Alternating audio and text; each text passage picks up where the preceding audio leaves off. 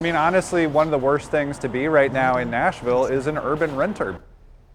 Strong words from a Metro Council member. The future is yet again unknown for renters at an apartment complex in a city on the rise. Airbnb has now filed a lawsuit against the owners of Niido. That's a community that encourages short-term rentals.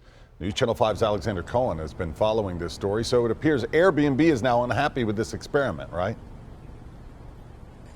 Basically, Rory, the lawsuit says they want to split ways with Niido, and now residents I've talked to tell me they're waiting for the other shoe to drop. It all started when residents at the Olmsted were told their apartment complex would be turning into a large Airbnb property. Niido as a model is not something I object to. If they had built a building to be Niido, that'd be one thing, but they basically destroyed a community to put their model in place. In August of 2018, we talked to outraged residents about the change. In 2019, we talked to a couple who made the most of it and profited by listing their apartment on Airbnb.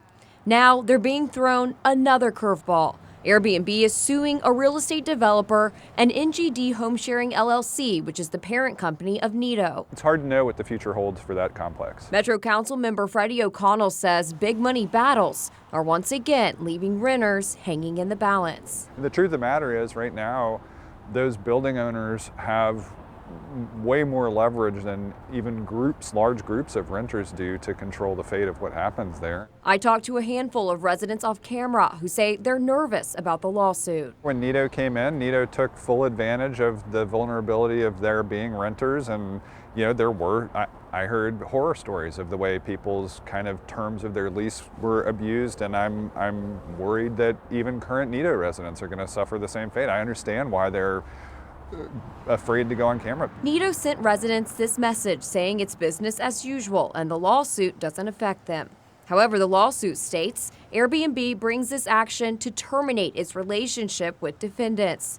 Their reasons listed include breached contracts, backdating documents, and claims that Niido's parent company siphoned at least $1 million from the parties' joint business interests without authorization. The power of money and greed to kind of stand in the way of treating people decently. As of now, it's unclear what will happen during court proceedings. I did reach out to a spokesperson with the parent company of Niido, and I'm still waiting to hear back. Reporting live in downtown, Alexander Cohen, News Channel 5.